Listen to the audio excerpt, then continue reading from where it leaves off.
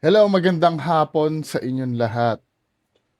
Bago tayo mag-start, meron sa akin pinapabati si Ma'am Eileen from Pasig City. Yung anak niya, birthday nung May 13, ano na ba ngayon? Ay, 15 na, pero belated happy birthday kay Josh Riel. Josh Riel, 18 years old na po siya, sabi gano'n ni Ma'am. Happy birthday. Lalaki ano, ang lalaki, debut ng lalaki 21, babae yung 18, no? Happy birthday belated kay Josh Riel. Sabi ni mama mo na si Ma'am Eileen from Pasay City. Okay. So, proceed tayo doon sa pag-uusapan natin, no?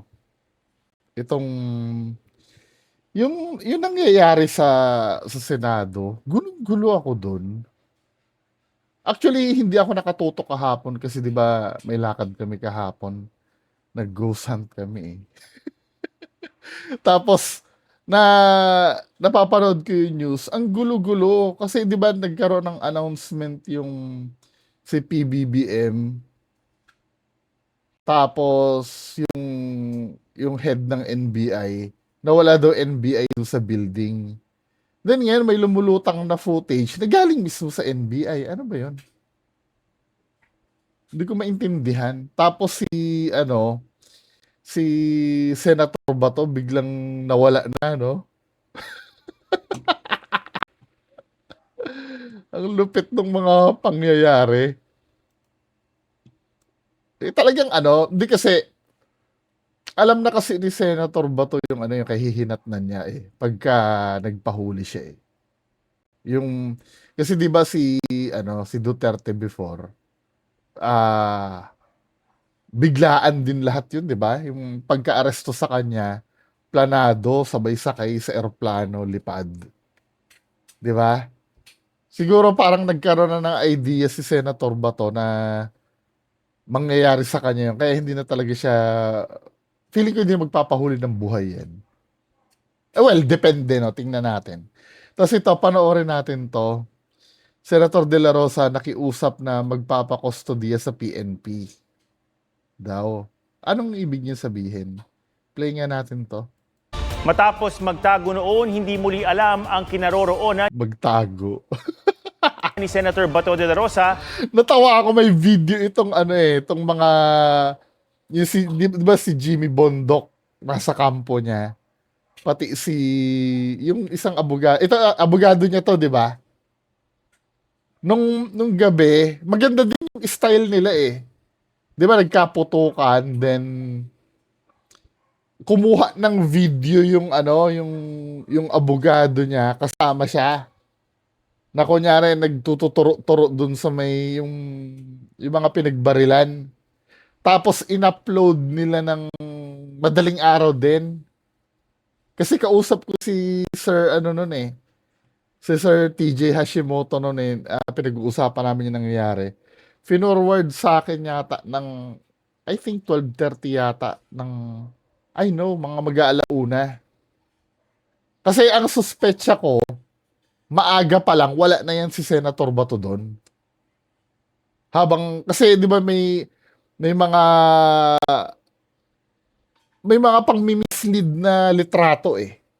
Yung halimbawa, pag nag-publish sila ng litrato, iisipin ng tao na, nandun pa, ito yung picture, oh.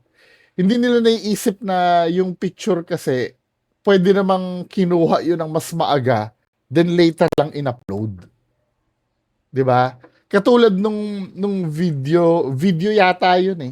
Netong lawyer niya na ini-inspection nila yung mga tama ng barel, 'di ba? In-upload yun I think 12:30 pero nakita ko yun mga alauna eh, alauna pasado eh. So parang yun yung misleading nila na kunyari nandun pa si Bato. Tapos nung umaga, kinaumagahan may nag-confirm na nandun pa siya nung umaga. Then nung naglabasan ito si Jimmy Bundok at nung yung abogado niya, pangiti-ngiti na sila, no comment na sila. Yung pala nakatakas na ayon sa source, 2:00 daw ng madaling araw umalis eh. Hindi ko na rin kasi maintindihan kung sino yung yung paniniwalaan eh. Ang gulo, 'di ba? Lalo na doon sa yung NBA, yung todo deny pa muna, then may NBA naman pala doon. Ano ba, NBA ba talaga 'yon? Tinatamad na akong kasing intindihin yung mga updates sa gano'n kasi nagkokontrahan eh. Anyway, i-play natin to, no? Ano pa ba ang Matapos siyang umalis sa Senado kaninang madaling araw makalipas umalis sa madaling araw? ang barilan. Ngayong gabi, ayon sa Senate Sergeant at Arms, nakiusap si De La Rosa na magpakustodiya sa PNP. May report si Marisol Abduraman. Bandang 7:17 p.m., namataan si Ayan, Senador Bato de la Rosa na sumakay ng elevator kasama si Senador Robin Padilla. Nanggaling sila sa opisina ni Senate President Alan Peter Cayetano. Ito ang huling beses na nakita si De La Rosa bago umulingaw-ngaw ang putukan. Wait lang, just in case na yung tumakas, may liability kaya si Robin Padilla doon? I mean, hindi naman sinaserve yung warrant niyan, di ba? Na parang tinulungan niyang makaalis doon. Yung anong opinion niyo doon? Paki-comment nga sa baba. Liable kaya si Robin Padilla doon? Hindi, pwede siguro halimbawa sineserve yung warrant, tapos tinulungan mong tumakas. Pero this time hindi naman yata sineserve yung warrant. I don't know, paki-comment sa baba, usap tayo, liable kaya siya doon? Pagtitiyak ni Interior Secretary John Vic Remulla bago mag-alas 10 ng gabi, nasa gusali pa si De La Rosa. Bato and Senator Isa rin yan, I mean, hindi ko naman pinagbibintangan na kasabwat ni De La Rosa to. Parang ang nangyari dyan, pinapunta siya para magkaroon ng witness na nandun pa si Senator Bato. Para lahat nandiyan pa sa loob, nandiyan pa sa loob. Sinabi ni pati yata yung PNP chief, di ba? Make sure na nandun pa sa loob. Then after nun, nung umalis ito mga to, saka pinatakas para maiwan yung imprint na nandun pa si Bato sa loob. Sabay upload ng mga late na pictures and videos na kinunan. Kasi 12:30 yung last pinakita nung abogado ni Bato na 12:30 kinuha yung video eh. Pero in-upload niya yata yon past 12 yata or 1. Robin Padilla are upstairs. Yes, also here. Also here. Pasado hating gabi, nag-post pa sa social Ayan, media ang abogado ni De La Rosa na si Attorney Esralito Torion ng mga litrato ni De La Rosa Wait na lang. subilip Ba't nandun si Nico David? Si Nico David ba yan? Ito? O, joke lang Kamukha kasi ni Nico David. Rosa na si Attorney Esralito Torion ng mga litrato ni De La Rosa Diba? na Misleading galing ng plano. subilip sa pinangyarihan ng gulo. Ayan, ito yung Kasama sinasabi si ko. Senate Secretary Mark Lee Ito yung video na sinasabi ko na nag-inspection sila. Late ito in-upload Yung video na yan Kaya tuloy nag-isip, kaya sinabi ko sa iyo, Sir TJ, di ba? Na nung in-upload yan, sabi sa akin kasi ni Sir TJ na nag-uusap kami, nandun pa sa loob. Sabi ko sa kanya, bakit? Pwede namang kinuha yan ng mas maaga, tapos in-upload yan ng late. Yun nga nangyari. Leandro Mendoza at Senate Sergeant at Arms Mau Aplasca. Nandyan siya hanggang ngayon. Pinakita ko nga sa inyo eh. Ayan Oo.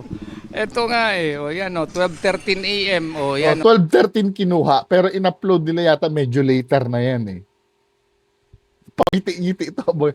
Andyan pa sila. Totoo naman, hindi siya nagsinungaling nung time na yan. Feeling ko. Kasi di ba, 2:00 umalis, di ba? Hindi siya nagsinungaling yan. sa inyo eh. Oo. Ito nga eh. O yan 12:13 a.m. O yan video. Oo nga, totoo naman Ganito yan. rin ang pagtitiyak ng abogadong si Jimmy Bondo. Maybe 1 a.m. or something, I was still here.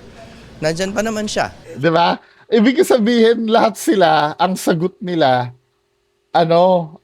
paiwas, binibigyan nila ng time para hindi sila masabihan na sinungaling.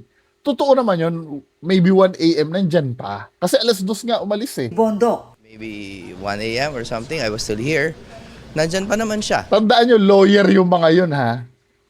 Maalam sa mga ganyan yun. Bandang alas 2:30 na madaling araw, umalis si De La Rosa ng Senado batay sa investigasyon sa mga pangyayari kagabi ayon sa isang source. Base sa report mula sa kanyang tanggapan, dito sa fire exit na ito ng Senado, dumaan kanina madaling araw si Senador Bato de la Rosa patungo sa basement parking. Sa report, nakasaad, nakasama pa raw ni De La Rosa sa kanyang opisina sa 5th floor sina Senator Robin Padilla at si Aplasca. Naunang lumabas si Padilla ng opisina at sinundan ni Aplasca bandang 2:20 ng madaling araw. Nakasalubong pa raw ni Aplasca ang isang opisyal ng PNP at sinabing matutulog na raw si De La Rosa. Nagpaalam daw siya na pupunta lang ng comfort room pero nalaman na ng kanyang police security na sa fire exit ito nagpunta at pababa na sa basement. Nakita pa raw ng security si De La Rosa sa 4th floor kasama na si Padilla. Pagdating sa basement, sinubukan daw silang pigilan ng 2 tauhan ng Office of the Sergeant at Arms pero hindi nagpapigil ang 2 senador. Sa report, sinabing minaneho ni Padilla palabas ng basement ang isang puting SUV na may sakay na isang babae. Sa panayam ng GMA News kay Aplasca, natanong siya kung ano ang mga napag-usapan nila ni De La Rosa kanina madaling araw. Ano po ang pinag-usapan niyo doon? Meron po ba siyang Wait lang ha. Ang tanong, bawal ba siyang umalis sa Senado? Kasi, tanong ko lang to, bakit nyo gigisahin ang isang tao, no? I don't know. Kasi kung hindi nga rin naman bawal, sana sinabi nyo na lang na pinatakas nyo talaga. Hindi nagde-deny pa kayo. Ang tanong ko, bawal ba siyang umalis sa Senate? Kung hindi naman bawal, anong problema? 'Di ba? Pwede sumagot lahat ha. Tinatanong ko lang naman para maintindihan natin. Kasi hindi ko rin naman maintindihan bakit big deal yung pag-alis niya sa Senate kung hindi naman bawal. Ngayon kung bawal, ano yung liability ni Robin Padilla nun? Pati netong tumulong, 'di ba? pahiwatig sa kanyang balak? Natataka siya o lalabas siya ng Senado? Tatakas. General? Sa aming po pag-uusap, hanggang 1 o'clock po ng Huwag naman plastic, tatakas talaga. Yun naman ang goal dun eh. umaga, ang pinakahuling bisita ko kay General Bato, wala naman po siyang sinasabi na aalis siya sa Senado. Na-confirm na lang namin na after po na nakaalis sila, na kasama po niya si Senator Robin Padilla. Batay sa official log-in at log-out ng mga senador na nakuha ng GMA News sa isang source, 2:35 a.m. nag-log Feeling ko next niya na si Bongo ang hindi magpapakita. Feeling ko lang. Kasi nasabi ni Trillanes, 'di ba, na magkakaroon na din ng warrant 'yan. out si Padilla pero si De La Rosa walang record ng pag-log out. Kinumpirma na Senate President Alan Peter Cayetano na wala na sa Senado si De La Rosa. Giit niya, hindi tumakas ang senador. Wala naman daw kasing iprinisintang arrest warrant at hindi detained si De La Rosa. Voluntary siyang umalis. What we're protecting actually is the sanctity of the Senate, hindi siya. Like any other citizen, he has his right. May text message rin So hindi bawal na umalis siya. Tama, ginawa lang 'yon para hindi malaman ng tao na aalis siya. Para malaya siyang makapagtago. Yun ba yun? na binasa si Cayetano mula sa misis ni De La Rosa. I'd also like to ask for forgiveness for all the confusion and havoc it has created in the Senate. Ronald made his, in quotation mark, escape. Alam naming hindi lulusubin ng NBI at CIDG and police o sino pang mga militar ang Senate kung wala siya sa loob. Kaya kahit na gaano siya ka-safe dyan, mas nangibabaw pa rin para sa kanya ang safety ng lahat. Sinabi naman ng Bureau of Immigration na walang record si De La Rosa ng pag-alis ng bansa ngayong araw. Tumanggi namang Pero parang may sinabi Sinend din sa akin ni ano, pinakalat nung falsis, no? Hanapin ko yung ano, yung pinorward sa akin ni Sir TJ Hashimoto. Parang di umano, no? Kinalat nung attorney falsis na namataan daw siya sa Terminal 3? Tama ba?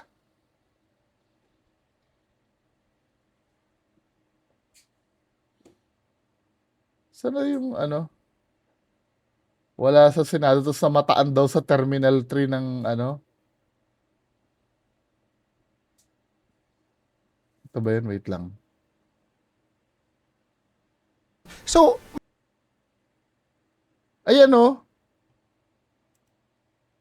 Ano ba to? Fake news ba to? DZMM Teleradyo. As of kailan to? May 14. May 14 is kahapon. Tama ba ako? De La Rosa spotted at NAIA Terminal 3 with Padilla. Ayon daw sa lawyer. Sino lawyer ang tinutukoy ito? Si Attorney Falsis. masisisi mo ba Eventually, yung... dumating naman, di ba? Nung gabi na. Eventually, Oo. dumating. Pero masisisi ba natin yung mga minority senators? So ito yung nagsabi. Eh di fake news yun. I don't know. Tingnan natin, no? Baka totoo din naman na nasa terminal. Ewan ko kung sinong paniniwalaan. Gulo-gulo. Bigay ng impormasyon ang abogado ni De La Rosa sa kinaroroonan ng senador. Attorney-client privilege po. We cannot disclose anything about Senator Bato now. Bandang alas 8 ngayong gabi, sinabi ni Aplasca sa GMA News na nakikiusap si De La Rosa na magpakustudiya sa Philippine National Police. Narinig daw yan ni Aplasca sa pulong ni De La Rosa kay PNP Chief Jose Melencio Nartates at DILG Secretary John V. Cremulya. Marisol Abduraman. Pero bakit ano? Nasa Terminal 3 na daw. Ewan? Gulo ng... Hindi na natin alam kung sinong paniniwalaan, ano? Abang-abang na lang tayo sa confirmation muna. So, yan lang po muna pag-uusapan natin. Magandang hapon sa inyong lahat. Bye-bye.